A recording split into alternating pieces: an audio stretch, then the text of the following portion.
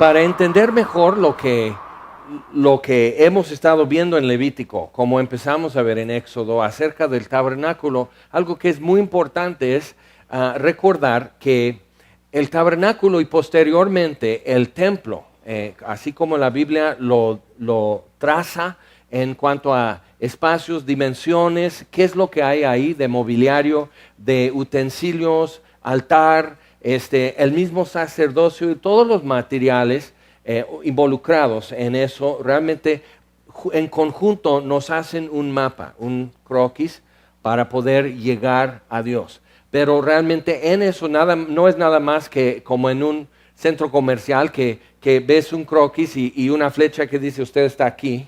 Ya ves dónde están los alimentos, dónde están boutiques, dónde venden tenis y demás, sino realmente no es llegar a donde quieres estar necesariamente, sino cómo estar caminando sobre tus pasos, volviendo a Dios. Entonces nos indica el camino seguro, el camino exacto, es más, el único camino. Jesús dijo, yo soy el camino, la verdad y la vida, y nadie viene al Padre sino por mí. Entonces, él claramente, para que no quede ninguna duda, nos está diciendo por dónde tendríamos que pasar.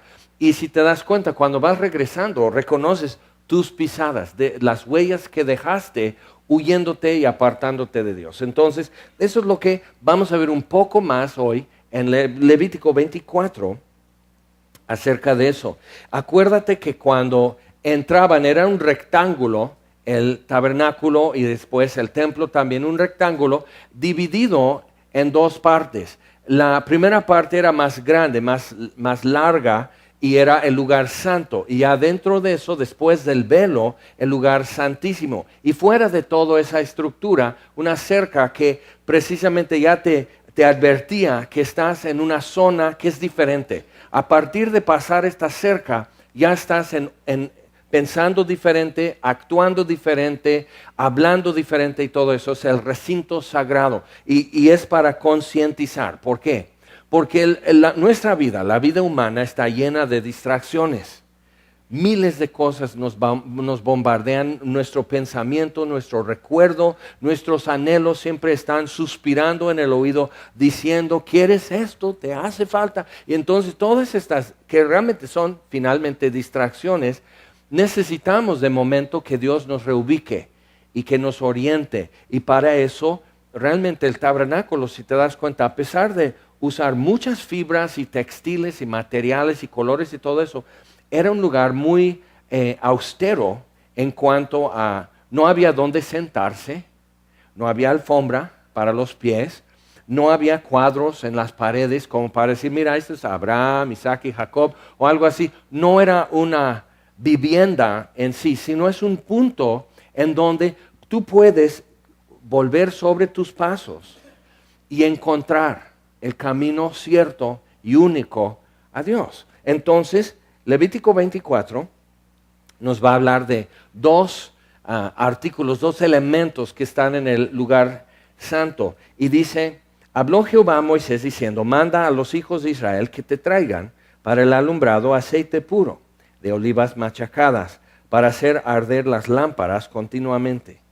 Fuera del velo del testimonio, en el tabernáculo de reunión, las dispondrá Aarón desde la tarde hasta la mañana delante de Jehová. Es estatuto perpetuo por vuestras generaciones. Sobre el candelero limpio pondrá siempre en orden las lámparas delante de Jehová.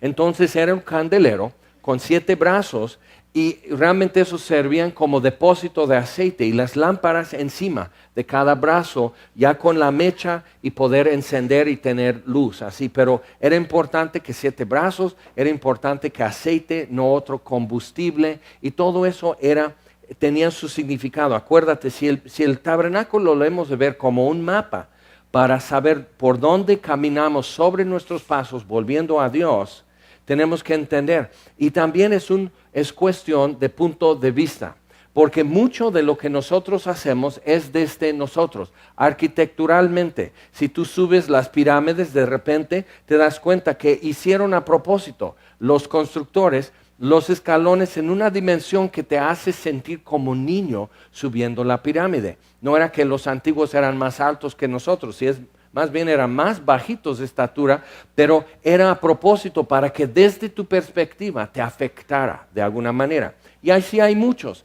La acústica de una catedral en Europa y todo eso era también para que desde nuestra perspectiva pudiéramos captar algo. Pero si te das cuenta, lo que hemos visto en Éxodo y Levítico, Dios está volteando el punto de vista.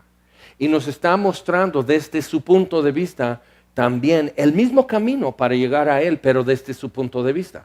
Y de repente encuentras que tienes que traer un sustituto, que el altar tiene que ser así, que hace el altar, tomando en cuenta el ser humano, hace el altar de una estatura para que veas hacia donde Dios, el punto visible, donde Dios manifiesta su gloria en el tabernáculo, tú mires hacia eso a través de tu sacrificio, tu sustituto ardiendo sobre el altar. Eso es intencional, pero es para ayudarnos a ver su punto de vista.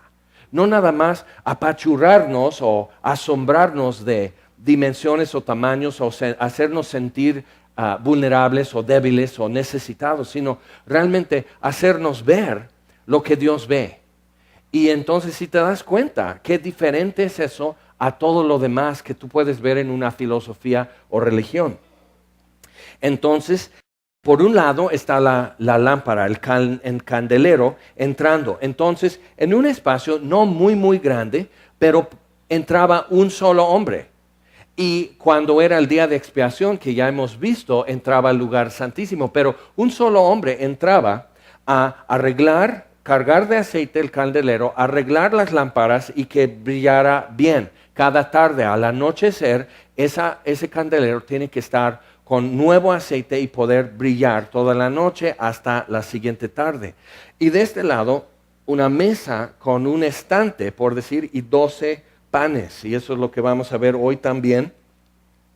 Pero hemos usado muchos de nosotros la frase que alguien en un evento, en una convivencia, alguien brilló por su ausencia. Fueron 3 muebles en el lugar santo. Uno es el candelero, otro es la mesa con los panes de proposición y enfrente de ti al entrar estaba el altar de incienso y no lo menciona. Especifica en otro lugar qué es la función y cómo hacer y qué es lo que hace, lo que no hace y demás. No era para quemar sino incienso, no era para ofrecer un sacrificio. El sustituto fue ofrecido allá afuera, antes de pasar. Y es interesante, el tamaño del altar era para quemar 2 o 3 animales a la vez. Es cuadrado de un tamaño que podrían quemarte a ti. Entonces es muy importante. La dimensión es para que un hombre pueda estar tendido ahí, pero no ofrecían un hombre, sino un borrego. ¿Okay? Un sustituto. Entonces es muy importante ver eso, que la cruz no es un símbolo. Fue exactamente de madera para que un ser humano de nuestra estatura, que usa sandalias, que respira el aire de este planeta, que bebe el agua de este planeta, alguien así pudiera ser crucificado. No fue un invento extraño y de alguna manera desprendido de la realidad que vivimos, sino parte de la redención, parte de lo que Dios está haciendo para salvarnos es realmente asimilar nosotros, nuestra vida, nuestra forma de ser, nuestra estatura y demás, asimilar eso para poderlo redimir así al humano. Entonces, capítulo 24, versículo 5, ya vemos el otro mueble. ¿Por qué menciona estos dos y ya no incluye el altar de incienso? Tiene mucha importancia, tiene su función y demás, pero parte de la razón es que representa algo que es posterior. O sea, tienes que pasar en medio de estos dos y te indican cuál es tu camino. O sea, no puedes quedarte aquí en la mesa de pan de proposición y no puedes quedarte en el candelero. Es algo que ves y hay algo ahí de paso. O sea, tú vas ahí de paso rumbo al altar de incienso y enseguida después del altar de incienso el velo. Y si te acuerdas, cuando Jesús murió, fue rasgado el velo de arriba a abajo y fue un enorme tapete oriental tejido de varios colores. Entonces, y fue a la hora novena, a las 3 de la tarde, que fue la hora de quemar incienso. Entonces, en el Calvario Jesús está muriendo y aquí dentro del templo, dentro de la ciudad de Jerusalén, fue rasgado al mismo tiempo cuando Jesús murió. Entonces, con muy poca variación de minutos, no sabemos si el sacerdote que le tocó, como cuando lees en San Lucas, Zacarías, el padre de Juan el Bautista, le tocó en el sorteo y en su rol de trabajo que ese día él tenía que quemar a las 3 de la tarde, a la hora de quemar incienso, que es la hora de oración. Cuando lees eso en Hechos 3, Pedro y Juan iban subiendo al templo a orar a la hora novena, las 3 de la tarde, a la hora de la oración. Entonces ellos van a hacer eso. Entonces quemando el incienso, el sacerdote sale ya todo envuelto, impregnada su ropa con el olor del incienso sagrado, que era un olor único porque la mezcla era única para el uso dentro del templo. Pero el que estuviera en eso y saliera iba a traer un perfume diferente que todos pudieran ver. Aunque él se cambia el vestuario sacerdotal y ya se pone sus jeans y su playera y todo y regresa a su casa, aún así huele a un perfume que en ningún lado vas a encontrar esa mezcla, ese olor. En ningún lado. Solo un lugar, por decir, en el planeta huele así. Y eso es muy importante porque Dios está diciendo, es aquí. Y tú estás buscando en el temblor o en algo así, los señalamientos que dicen ruta de evacuación y está Dios, es aquí, corre. Entonces eso es lo que Él está haciendo con todos estos símbolos. ¿Y por qué así? ¿Por qué solo este día? ¿Por qué a esta hora? ¿Por qué este material y demás? Entonces dice, tomarás flor de harina y cocerás de ella 12 tortas, cada torta será de 2 décimas de efa. Y las pondrás en 2 hileras, 6 en cada hilera, sobre la mesa limpia delante de Jehová. Pondrás también sobre cada hilera incienso puro, y será para el pan como perfume, ofrenda encendida a Jehová. Entonces quemaban incienso chiquitito entre el estante con 12 panes, y eran panes enormes. Cuando dice 2 décimas de efa, son 3 kilos de harina. Ahora yo con 1 kilo de harina hago 4 roscas. Puedo hacer 6 panes como si fueran tabiques con 1 kilo de harina. Ahora eso es con todo y levadura. Entonces imagínate, eso era sin levadura. Entonces era macizo. Entonces estamos hablando más bien como un tipo de torta, no pan esponjado, Bimbo o algo así, sino algo muy macizo. Y es como si fuera un block. Y los ponen en un estante sobre esa mesa para enfriar. Así como el panadero saca el pan y lo pone a enfriar, lo traían caliente. Y lo retiraban cada semana y ponían nuevo. Pero mientras se va secando, enfriando ese pan, y así como va secando, está absorbiendo el perfume del incienso. Y los sacerdotes ya lo comían después. Entonces Dios no está diciendo, mira, te hice un pancito. Eso es diferente, ya es pan frío y duro y sabe, o sea, en tu boca sabe a incienso y mirra y toda esa mezcla. ¿Por qué lo hace así? Otra vez, es algo que solo en este lugar se podía comer. O sea, ellos no lo comían en el lugar santo porque no había donde sentarse y Dios no les estaba dando un tentempié.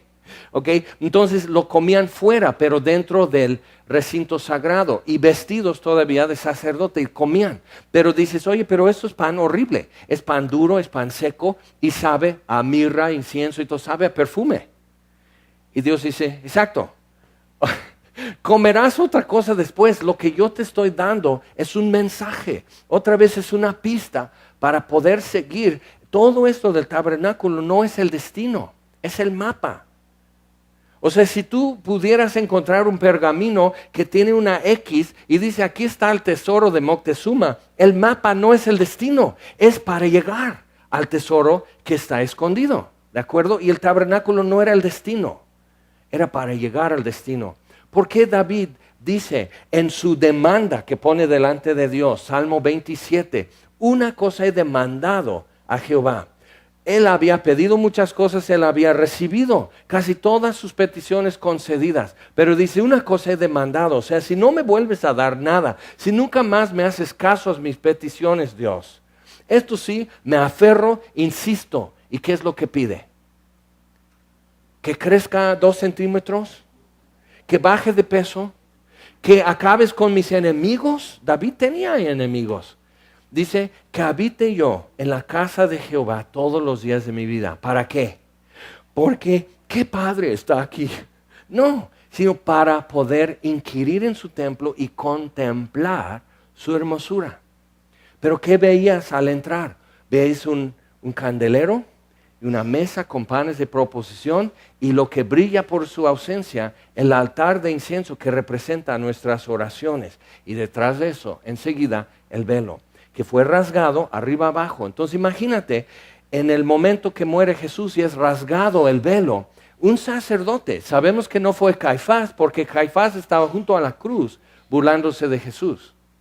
Entonces un sacerdote está ahí y no sabemos si él estaba apenas poniendo las brasas y poniendo el incienso encima para que hiciera una nube desde los pies, le envolvía en perfume, o si ya lo había depositado sobre el altar, si ya había terminado de orar en hebreo y todo eso, si ya dio la vuelta y ya está por salir del templo para bendecir al pueblo en el nombre de Jehová. No sabemos en qué momento, pero imagínate que ya hizo eso, ya terminó, bueno, Dios, ya me voy.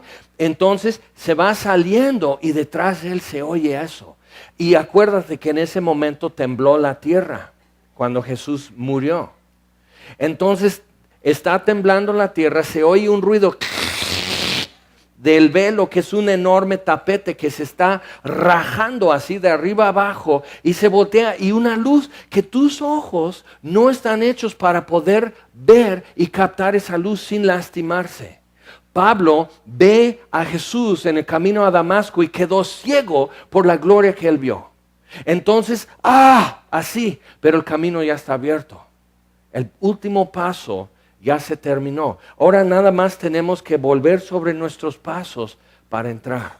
¿Y a qué me refiero? Si tú te acuerdas en nuestro estudio en Génesis, cuando Dios expulsó a Adán y Eva, lo puedes leer en Génesis 3, cuando expulsó a Adán y Eva del huerto de Edén, puso el querubín a la entrada de Edén y una espada con llamas que daba vuelta. Entonces, lo que tú y yo luego pensamos, porque ya vimos cuadritos de escuela dominical o cuadros religiosos y un ángel así vestido de blanco, normalmente rubio y hasta rizado, pero así con una cara muy austera, muy severa así, y una espada de fuego en la mano, y Adán y Eva así.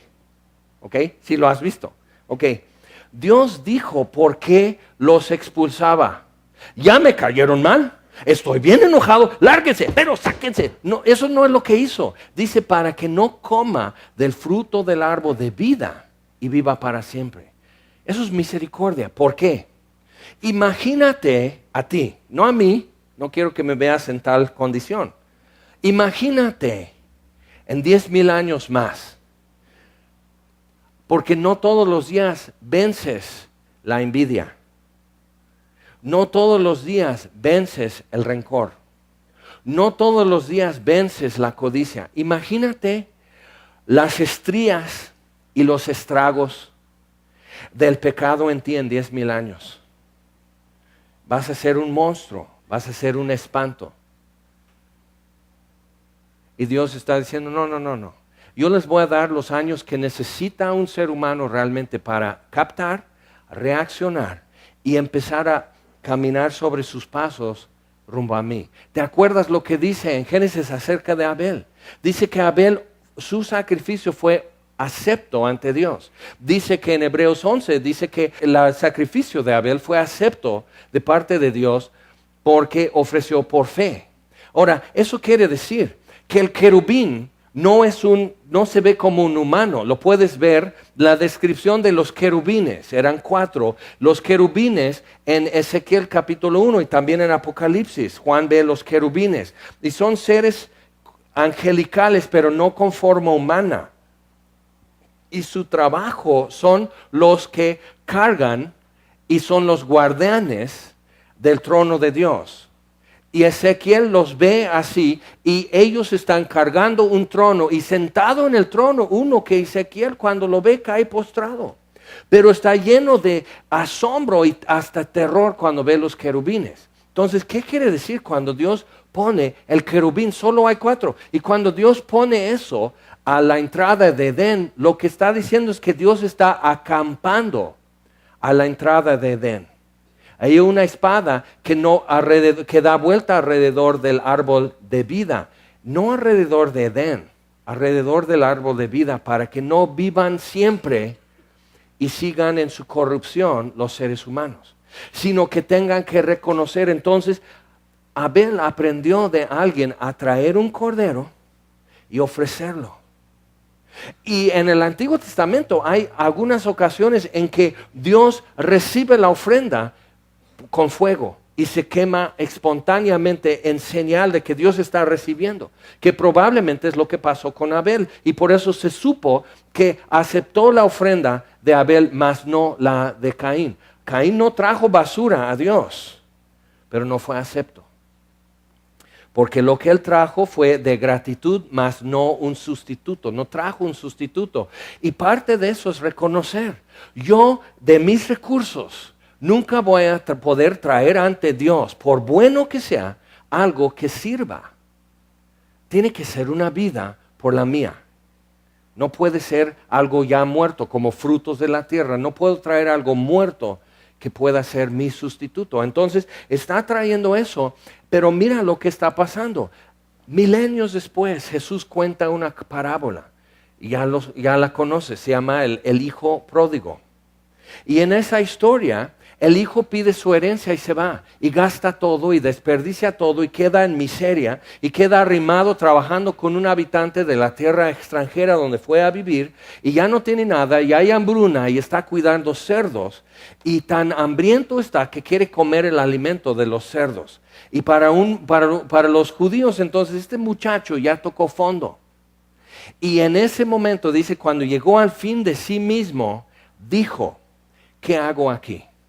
Y esa es la pregunta que Dios está esperando que cada ser humano haga durante su vida. ¿Qué hago aquí? Me levantaré, iré a casa de mi padre y le diré, Padre, he pecado contra el cielo y contra ti. No soy digno de ser llamado tu hijo, pero te pido que me dejes trabajar aquí. Te pido techo, nada más.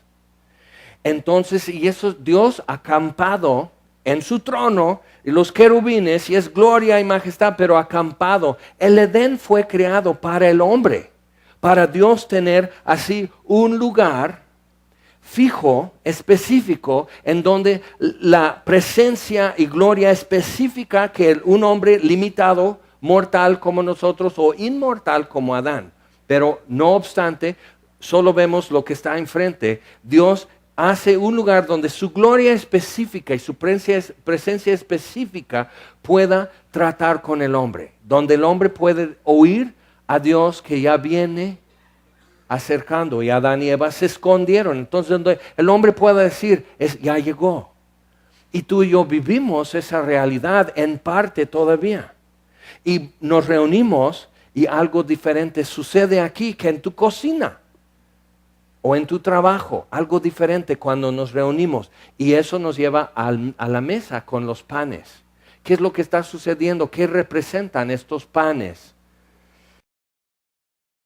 Entonces, o sea, para entender un poco más lo que está pasando, nosotros no tenemos la perspectiva del huerto de Edén. Estamos de este lado, estamos fuera, y vivimos en esclavitud al pecado y bajo la sombra de la muerte. Adán y Eva no. Entonces Dios nos está dando una perspectiva diferente, como si pudiéramos estar en Edén. Entonces el lugar santísimo es el lugar que estamos tratando de regresar. Pero parte del problema es que tenemos que llegar como el hijo pródigo, el hijo perdido. Tenemos que llegar al fin de nosotros mismos y decir, ¿qué hago aquí? Qué tonto soy. ¿Por qué insisto en morirme de hambre aquí? ¿Qué hago aquí? Y no hubo respuesta. Solo hubo algo que hacer. Me levantaré, volveré a mi casa y diré a mi padre, no pido que me veas como hijo, te pido chamba, te pido trabajo, que me des un techo. Y el padre, checa esto, eso es la parábola, eso es la representación de lo que desde en el huerto de Edén Dios ya está diciendo. Él se queda en la entrada de Edén así, esperando si alguno viene. Caín se enoja y da la vuelta al Edén y vive para que esto esté a su espalda. Y si te das cuenta cómo es hecho el tabernáculo y posteriormente el templo, está hecho para que, ¿qué es lo que tú puedes dar espalda aquí?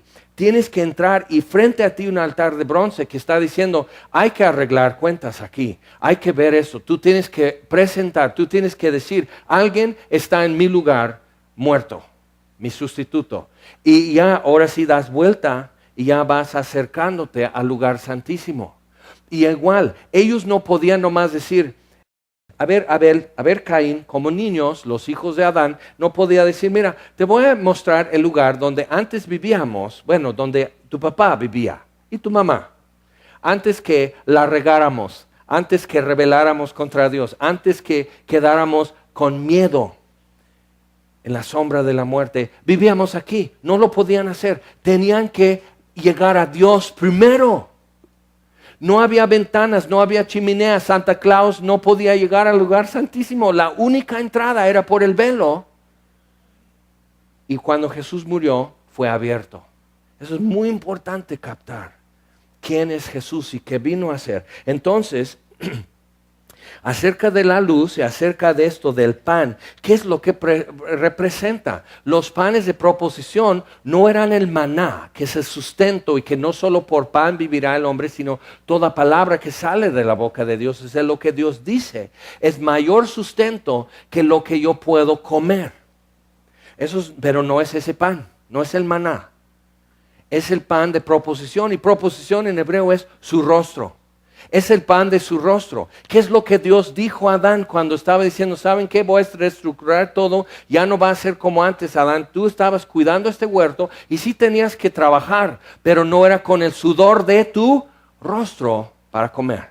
Y dice, hasta el día que tú mueras y vuelvas a la tierra de donde te saqué, tú comerás pan por el sudor de tu rostro. Ahora te va a costar algo, va a ser cansancio. Va a ser trabajo y no un deleite. Entonces, eso es el pan de su rostro. Pero es el pan, cuando nos presentamos ante Dios, es para buscar su rostro. Y no lo podemos ver. Hay un velo. Y no lo podemos ver. Hebreos 9 y 10, esos dos capítulos son muy importantes para entender Levítico. Y te lo recomiendo mucho que leas esos dos, Hebreos 9 y Hebreos 10. Y en Hebreos 9 dice que la primera parte del tabernáculo, el lugar santo, y el velo es el obstáculo, es el límite de nuestro alcance, nuestro acceso y nuestra vista también. Entonces, esta primera parte es este tiempo presente, o sea, realmente es un símbolo del tiempo en que vivimos, pero Dios está diciendo, el tiempo en que tú vives realmente tiene dos cosas necesarias, lo demás es opcional. No hay cuadros, no hay tele, no hay tapete, no hay cortinas, no hay nada. Una mesa con 12 panes y un candelero, que es la única luz en este espacio. Y Dios está diciendo, eso es lo esencial, lo demás no lo necesitas para llegar a mí. Ahora, para poder hacer de comer o cambiar una llanta, para cambiar una llanta necesitas una llave de cruz y un gato hidráulico. Para hacer de comer necesitas lumbre o gas o algo y necesitas pues comestibles. Pero para llegar a mí Dios dice, nomás estos dos. ¿Y qué son? Vamos a San Juan capítulo 1. En el prólogo del Evangelio de Juan, que este es el prólogo, lo que vamos a ver es como la introducción. Y es chistoso porque algunos leen el Evangelio de Juan y dicen, eso es para nuevos.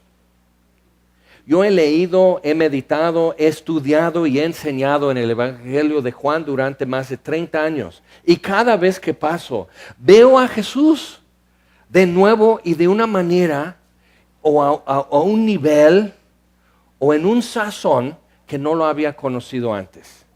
Es sumamente profundo el Evangelio de Juan, es como un pozo. O sea, ¿cuánta agua tienes que sacar para terminar el pozo? Es un pozo, no es un estanque, es un pozo. El agua no termina. Entonces puedes estar sacando agua, bebiendo agua y no termina. Así es el Evangelio de Juan. Entonces, en el prólogo presenta simplemente el cuadro que acabamos de leer acerca del candelero y los panes en el tabernáculo y que el propósito de todo eso y el tabernáculo y el velo y por qué estamos ya en el lugar santo tratando de entender, bueno, ¿y esto qué hace aquí? ¿Y esto qué hace aquí? Y cuando camino entre estos dos un rato digo, bueno, allá está la salida y por delante está, ¿qué está? El altar de incienso y el velo que ya fue abierto. Pero hasta ahora que no vemos y que nuestra mano no puede tocar, lo que tenemos es el altar de incienso. Es lo más cerca que podemos tener, que estamos en comunicación con Dios, aunque no lo vemos y no le podemos tocar. Pero ¿qué es lo que pidió David? Una cosa he demandado a Jehová, y esa buscaré. Que habite yo en la casa de Jehová todos los días de mi vida, para inquirir en su templo y contemplar su hermosura. Ok, en el principio, Juan 1:1. En el principio era el verbo, y el verbo era con Dios, el verbo era Dios. Este era en el principio con Dios. Todas las cosas por Él fueron hechas, y sin Él nada de lo que ha sido hecho fue hecho. En Él estaba la vida, y la vida era la luz de los hombres. La luz en las tinieblas resplandece, y las tinieblas no prevalecieron contra ella. 5 versículos muy cortos, pero si te pones a pensar, ¿qué está diciendo? Es eso, estamos en el lugar santo, dentro del tabernáculo, está el candelero y dice, todas las cosas por Él fueron hechas. ¿Te das cuenta? En Génesis 1:1 dice, en el principio creó Dios los cielos y la tierra. Y la tierra era sin forma, era en caos, nomás era materia y energía, pero sin estructura, sin forma, moléculas, átomos, energía, sustancia, pero sin forma. Y el Espíritu de Dios se movía sobre la faz de las aguas, sobre el abismo. Y dijo Dios, ¿qué dijo? Ay, qué aburrido está esto, vamos a hacer algo, vamos a poner orden. No, dice, sea la luz. Y la luz fue. Ahora, cuando tú entras en un cuarto oscuro en tu casa, ¿viste la tormenta anoche? Relámpagos y truenos y mucha lluvia. Ok, cuando tú entras en un cuarto oscuro en tu casa, si no se fue la luz, mueves el apagador y ¿qué sucede? Se enciende un foco. Ahora, ¿la luz viene del foco? No, pero a través del foco hay luz. Pero el foco no produce luz. O sea, si se funde el foco, no quiere decir que se haya ido la luz. O sea, puede haber corriente eléctrica en todo el cableado de tu casa y simplemente se fundió el foco. Y el error del ser humano, eso es un error muy común para nosotros, es que creemos que la luz fue creado por el foco. El foco existe para poder dar a conocer la luz que ya está. O sea, mueves el apagador. Ahora, no hay luz. Ah, bueno, entonces agárrate los dos cables. ¿O no? Ah, entonces sí sabes que sí hay luz, nomás que no se ve. Y el foco es lo que hace manifiesta la luz. Pero no es el foco la luz. Versículo 6. Hubo un hombre enviado de Dios, el cual se llamaba Juan. No Juan el apóstol, el escritor del Evangelio de Juan, sino Juan el Bautista. Este vino por testimonio para que diese testimonio de la luz, a fin de que todos creyesen por él. No era él la luz, sino para que diese testimonio de la luz. Entonces, cuando Dios dijo sea la luz, si tú lees el resto del relato de la creación en Génesis, después, pero mucho después, varios días después, Dios hizo el sol. Entonces, ¿de dónde venía la luz? No digas de la luna, por favor. La luz existió porque Dios dijo que existiera, no porque el sol produjo luz. ¿Te das cuenta? Entonces, de alguna manera, pensamos al revés muchas cosas. Y otra vez, mucho de lo que Dios va a decir en la Biblia es para voltear nuestro punto de vista y poner las cosas en su orden correcto. Ahora, en la lógica, en la filosofía, tienen un término que es a priori y otro término que es a posteriori. A priori es cuando ya tienes tu conclusión hecha y estás juntando argumentos sin quizás tener toda la evidencia. Un ejemplo de eso, Jesús se mete en Bethesda, que era un estanque, y entrando a Jerusalén por el lado del Monte de los Olivos, pasabas por un estanque. Y muchos judíos usaban esa agua para hacer su lavamiento ceremonial y todo. Pero alrededor del estanque había una multitud de enfermos de todo tipo que esperaban que se moviera el agua para el primero meterse, se sanaba. Y te das cuenta, o sea, nomás tienes que detenerte tantito cuando lees la Biblia. Jesús tuvo que hacer esto con todos los enfermos tendidos ahí. No agarró el primero, el de la orilla o algo así. ¿Qué haces aquí, hijo? ¿Quieres ser sano? No, sino él tuvo que hacer esto. Con permiso. Y ya entre todos se para frente a uno y dice, ¿quieres ser sano? Y los demás están así. ¿El qué? ¿Y yo? Otra vez. Dios hace cosas para que el ser humano pregunte, ¿qué hago aquí? ¿Qué hago aquí? ¿Y qué le dice al paralítico? Levántate, toma tu lecho y anda. ¿Te das cuenta? Pero le encuentran, fue el día de reposo, dicen, no es legal que tú cargues tu lecho, tu petate, en este día que es el día de reposo. Y el paralítico dice, el que me sanó me dijo que lo cargara. Y no le preguntan, ahí está otra vez, a priori. Ya tenían su decisión hecha, sin evidencias, sin nada. Yo sé que no. ¿Por qué? Porque es el día de reposo. Es al revés. Si sucede un milagro en el día de reposo, no es de Dios, porque Dios no trabaja el sábado.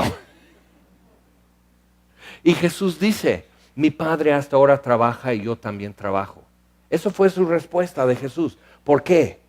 Porque el hombre quebró, el hombre destruyó, el hombre fracturó la perfección que Dios había hecho. Y Dios se levanta, mata animales, viste a Adán y Eva, derrama sangre y viste a Adán y Eva de pieles y los saca. Y dice, vas a morir, ya te dije, pero hay una promesa.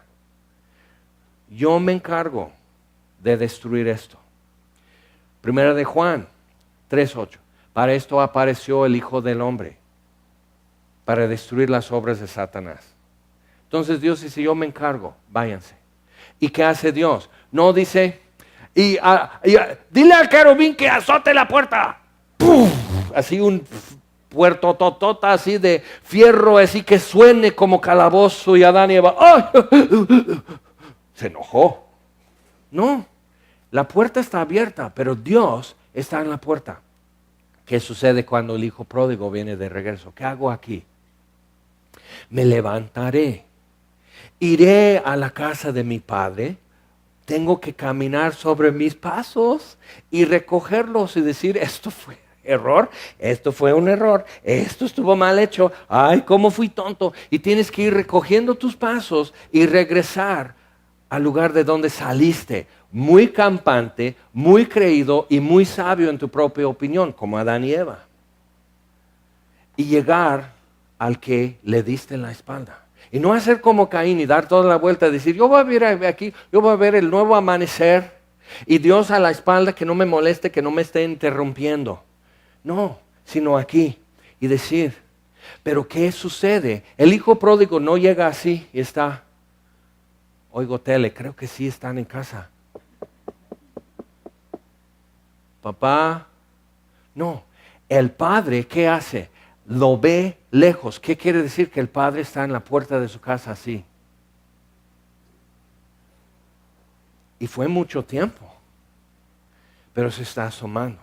Y cuando lo ve, sale corriendo y lo abraza y llora sobre su cuello. Entonces tienes que entender eso, que Dios expulsa a Adán y Eva y el querubín y Dios y todo eso, que Dios está así desde entonces esperando a los seres humanos así. Isaías dice, Dios dice a Isaías, todo el día estoy extendiendo mis manos a un pueblo rebelde que no quiere. Qué fuerte, ¿verdad? Pero vamos a seguir leyendo aquí en el prólogo de Juan, porque digamos, vemos la luz aquí. Y entonces empezamos a entender por qué el candelero, y por qué se tenía que renovar, y por qué tenía que estar así, luz brillando en las tinieblas, que no tenía ventana ni nada. ¿Por qué tenía que estar brillando en la oscuridad del tabernáculo si no había nadie? O sea, ¿qué te decían de este niño? Si sales, apaga la luz. Y aquí no. Esto tiene que estar encendido y brillando en las tinieblas a toda hora. Y Dios está así. A toda hora, no lo apagues, a toda hora. A ver a qué hora llega. Eso es muy importante. La luz en las tinieblas resplandece, versículo 5, y las tinieblas no prevalecieron contra ella. Ahora versículo 9. Otra vez acerca de la luz. Aquella luz verdadera que alumbra a todo hombre venía a este mundo. En el mundo estaba y el mundo por él fue hecho, pero el mundo no le conoció. Entonces por eso el tabernáculo. Dios hace una estructura. Así si tú vas al dentista y saca un papel y dice, mira, las radiografías dice, mira, aquí está esto, te vamos a hacer endodoncia porque mira, esta raíz ya está muerta. Hubo infección, ya está muerta. Tenemos que hacer esto. Y te lo va dibujando sobre la radiografía o en un papelito. Pues es lo que Dios está haciendo. Si has visto la trilogía de Matrix, esas películas son muy fuertes, son muy intensas, mucha violencia. Pero es algo interesante, muestra algo que el hombre en sus mejores momentos de filosofía y religión es lo máximo que ha podido hacer. Decir, estamos en tinieblas. Eso es todo. Estamos en tinieblas. Y entonces eso es la primera película. La segunda y la tercera simplemente dicen, por eso, como si fuera una pesadilla y un niño sueña feo y despierta llorando, shh, duérmete otra vez. Eso es toda la conclusión. El hinduismo nada más, es una ilusión, duérmete. No, nomás soñaste feo, duérmete otra vez. Y Dios dice, no, la luz resplandece en las tinieblas y las tinieblas no prevalecieron contra ella. El hombre lo mejor que ha podido hacer es estar en un lugar oscuro y decir, caray, está bien oscuro aquí tú. Oh. Y escriben tratados y hacen facultades y todo eso para decir lo que ya sabíamos desde niños. Y Dios dice, sí, pero ¿sabes qué? Mira, leemos, versículo 9. Aquella luz verdadera que alumbra a todo hombre venía a este mundo. En el mundo estaba, el mundo por él fue hecho, pero el mundo no le conoció. Y por eso todo el sistema de sacerdotes y altares y sacrificios y todo, para así caminar sobre esto tantas veces, como tú en tu casa, si está oscuro, tú abres la puerta y a menos que un familiar chistoso haya movido los muebles, tú en la oscuridad puedes decir, híjole, se fue la luz. Entonces ya sabes dónde están guardadas las velas o la lámpara de mano y las pilas y todo eso. Entonces vas caminando así, en oscuras. Pero sabes, y ahora sí, ¿ya está la mesa comedor? Sí, aquí está. Pero estás en oscuras. Pero puedes navegar. Y eso es el propósito del tabernáculo, para que en un lugar oscuro donde vivimos, tú y yo podamos decir, ya sé dónde estoy, y entro. Y hay una luz siempre encendida. Muy importante ver, porque lo que sigue dice así. En el mundo estaba y el mundo por él fue hecho, pero el mundo no le conoció. A lo suyo vino y los suyos no le recibieron. Mas a todos los que le recibieron, a los que creen en su nombre, les dio potestad de ser hechos hijos de Dios, los cuales no son engendrados de sangre, ni de voluntad de carne, ni de voluntad de varón, sino de Dios. Y aquel verbo fue hecho carne y habitó entre nosotros. Es el Dios redentor.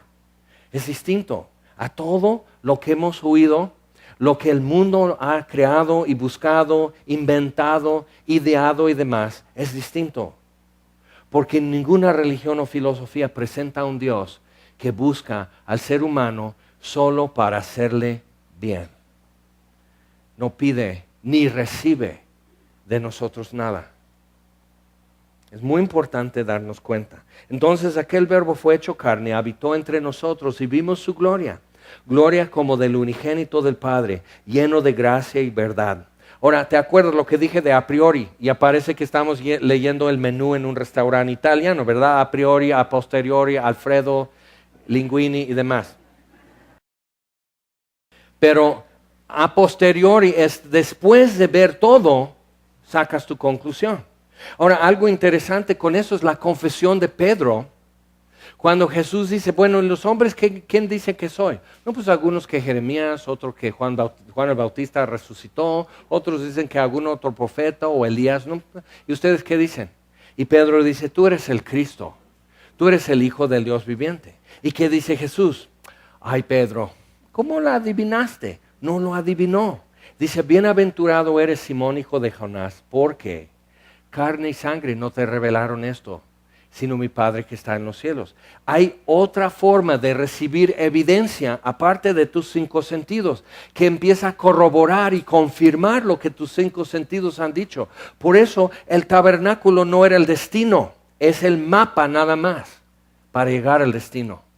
Y si te quedaras en el tabernáculo, estás quedándote en la mortalidad, en este cosmos que ya va a pasar. Y no es tu destino estar aquí. Y por eso no estás conforme nunca. Hace calor y brilla el sol como hoy, dices, ay, está bien fuerte el sol. Está nublado, dice, ¿por qué no sale el sol? Está lloviendo, dices, ya no soporto más lluvia. No llueve, dices, ya no soporto la sequía. Es mucha humedad, es mucha resequedad, las cremas, las lociones, tu coche ya no me cabe, ya no quepo, o sea, siempre estamos así. Pero a fondo, más a fondo en eso, es que hay una inconformidad con la existencia, que es inherente a nuestra mortalidad. Y por eso el lugar santo, con el candelero y la mesa y el pan, ¿qué dice Jesús? Yo soy el pan que da vida a este mundo. La vida que daré a este mundo es mi cuerpo. Entonces, ¿pero qué cuerpo tomó? Ahora, nos hubiera impresionado más si Jesús al nacer en Belén no lo pusieran en un pesebre, sino que naciera de unos 5 metros de altura, que una estatura enorme, súper galletudo, así, ya un guerrero, ya rey, relámpagos saliendo de sus ojos, una voz de trueno de su boca, y así, gloria y majestad, y que todo el mundo dijera, ¡ah, es Dios! Y todos se postran. Pero es un bebé. Ay, qué mal hecho Dios. Entiende que eso no es buen marketing. Ahora, entonces, ¿pero qué es lo que está haciendo? Él tomó nuestra estatura. Por eso los soldados romanos podían echar suertes para ver a quién se le quedaban sus sandalias. Ahora, si las sandalias de Dios fueran de este tamaño, ¿quién se las pone? Pero las sandalias de Jesús eran, de mi talla.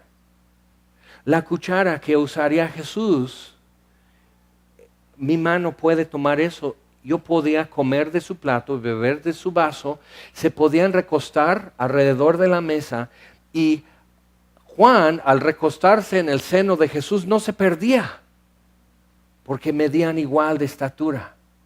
Y Jesús, al recostarse en el seno de Judas Iscariote y darle el pan, no era una bocota de Jesús, una manota de Jesús. Imagínate una mano de este tamaño y te da un bocado, te ahogas, porque el bocado es de este tamaño. No puedo comer esto en un... No, no, por favor. Y Dios, ¡pum!, se hace de nuestro tamaño. Y los panes representan las 12 tribus, pero también está en este mundo la luz, la humanidad, y están aquí diciendo, vete, vete, vete para allá. Ahora, la pregunta es entonces, si yo estoy entendiendo el camino, si estoy viendo mis pisadas por donde salí, todas las pisadas están punteando hacia afuera, y estoy viendo mis pisadas, puedo hacer esto y caminar al revés, y me voy a ver ridículo cuando tropiezo hacia atrás, ¿verdad? O puedo ir de frente, los ojos abiertos y viendo así como el velo está rasgado y hay una luz que me invita más allá de este tiempo presente. Hebreos 10, 19. Teniendo libertad para entrar al lugar santísimo, más allá del velo, por el camino nuevo y vivo que Jesús nos abrió a través del velo, esto es, de su carne. Entonces, cuando Él dijo, consumado es, y expiró en la cruz, fue rasgado el velo porque ya fue el último paso. Entonces Jesús caminó sobre mis pasos cuando yo me huí de Dios.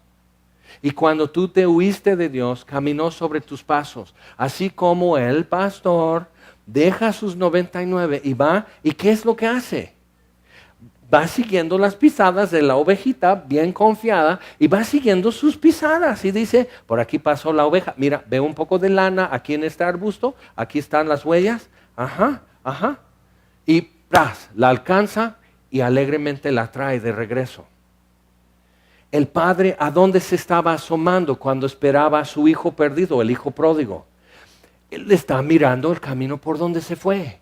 Dios acampando en su trono, pero en la entrada de Edén, ¿qué es lo que está haciendo? Por aquí tienen que regresar. No hay de otro camino. Por aquí tendrán que pasar. Y espera. Entonces, dice así. Seguimos leyendo.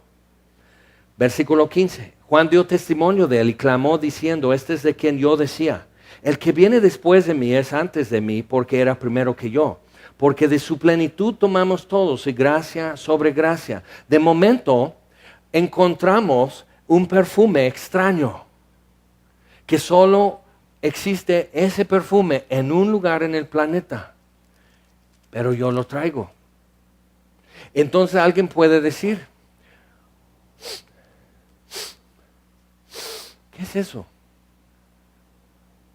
En ningún lado he conocido eso. ¿Qué es lo que dijeron en el concilio en Hechos 3 acerca de Pedro y Juan? Los reconocieron que habían estado con Jesús. En 2 Corintios, Pablo da gracias y dice, Dios nos lleva en triunfo siempre en Cristo y en Cristo. Da a conocer el aroma, el olor de Cristo en todas partes. ¿Pero qué es ese olor? Es eso.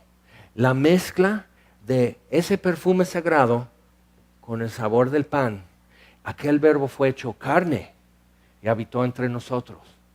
Y Jesús esa noche que fue entregado tomó pan, bendijo, lo partió y dice, coman. ¿Qué está diciendo? Hebreos 12, nosotros siendo muchos somos un solo pan.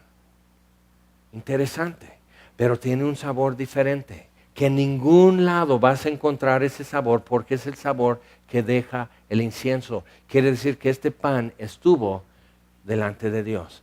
¿Qué es el aroma que despide tu vida? Alguien puede hacer así. ¿Dónde has estado? ¿Con quién has estado? Normalmente cuando es eso ya es una amenaza bien fuerte. ¿Qué fumaste? ¿Con quién estuviste? Y así va. Pero imagínate, oye, ¿me puedes llevar allá?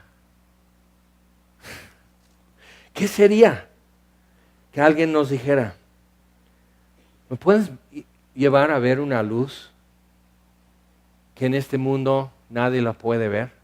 ¿Me puedes llevar a donde puedo escuchar una voz que se escuchó en Edén? ¿Me puedes llevar a donde voy a oler otra vez ese perfume? Que aquí en ningún lado he encontrado esto. ¿Serías tan amable como para llevarme? Entonces, mira, dice, de su plenitud, versículo 16, tomamos todos y gracia sobre gracia. Pues la ley por medio de Moisés fue dada, todo lo que hemos visto en Éxodo y Levítico hasta ahora. Pero la gracia y la verdad vinieron por medio de Jesucristo. Otra vez Moisés dejó un mapa, pero el destino es Jesús. Jesús no es el mapa, es el destino. Es a donde queremos llegar. ¿O no? ¿O te vas a quedar con el mapa en la mano? No importa. O sea, si tú tienes el mapa en la mano, quedas pobre. Si sigues el mapa, llegas a donde está el tesoro enterrado. Qué tonto sería, ¿verdad? No seguir el mapa y llegar al destino. Entonces, a Dios nadie le vio jamás. El unigénito Hijo que está en el seno del Padre, Él le ha dado a conocer. ¿Te acuerdas bien del rostro de tu abuelito que ya murió hace muchos años? No es cierto. Solo recuerdas las facciones que más te impresionaron. Hay cositas que ya se te olvidaron. El hijo pródigo viene oliendo a cerdo. Es un aroma, es un olor que muy difícilmente se quita. Te puedes bañar en cloro y lejía y demás. Y a ver cuándo se te quita. Tienes que casi de cambiar de piel para que se te quite. Quema tu ropa. No, estamos hablando de que tus pulmones, porque todo lo que has respirado es muy fuerte. Entonces este muchacho viene y el padre sale corriendo y lo abraza. y llora sobre su cuello que huele a cochino. ¿Te das cuenta? ¿Dónde has encontrado eso? ¿Y a qué huele el papá? ¿Te acuerdas la cocina de tu abuelita? Solo un lugar en el planeta huele así. Y de repente te llega un aroma y dices, me acordé de mi abuelita, la extraño. ¿No te pasa? Imagínate, este muchacho, su papá lo abraza, él huele a cochino, pero él está oliendo a su papá. No esperaba el abrazo, nomás pedía techo. Mira, ¿dónde has encontrado eso? Bien, a Dios nadie le vio jamás, el unigénito Hijo, el que está en el seno del Padre. ¿Dónde? En el seno del Padre. Él le ha dado a conocer. Tenemos que caminar sobre nuestros pasos. Tenemos que ver aquí qué es lo que el pan nos dice. ¿Por qué estoy en el mundo? Y que frente a mí hay una luz. Pero estos dos me están diciendo, pum, pum, pum, así como billares y me van enviando más allá, donde me topo con un velo. Pero resulta que esta vez el velo está abierto y puedo pasar. Ahora, hay unos pasitos que a algunos nos faltan tomar. Has llegado hasta el velo y has dicho, hay mucha gloria allá adentro, me da miedo. Y estamos así. Tengo miedo de pasar. ¿Qué te vas a quedar aquí? No, de por sí te vas de aquí. Nadie puede dormir en el tabernáculo. Entonces, hijo, no te puedes quedar aquí. O entras o te sales de plano. Entonces, ¿qué vamos a hacer? Yo veo mis pisadas como venían saliendo. Y yo tengo que regresar sobre mis pisadas. Tengo que tomar la esquina del velo ya rasgado. Y tengo que agacharme y decir, no soy digno de ser llamado tu hijo. Pero tú dices, versículo 12, a todos los que le recibieron, a los que creen en su nombre, les dio potestad o el derecho de ser hechos hijos de Dios. No soy digno, pero de aquí salí y ya regresé. Y no estoy pidiendo favores, sino misericordia. ¿Me puedes recibir de alguna manera? ¿Y qué sería si esa gloria eterna que está así, ese fulgor que está ardiendo entre los querubines de oro sobre el propiciatorio, la sangre que cada año se pone, y todo ese fulgor de repente se extiende hacia ti y te abraza y llora sobre tu cuello? ¿Qué sería? Hay que entrar para saber. Hay que seguir sobre nuestros pasos y volver para saber cómo sería que el eterno Dios nos abrazara y dijera, estabas muerto y ahora vives. Bienvenido. ¿Cómo sería?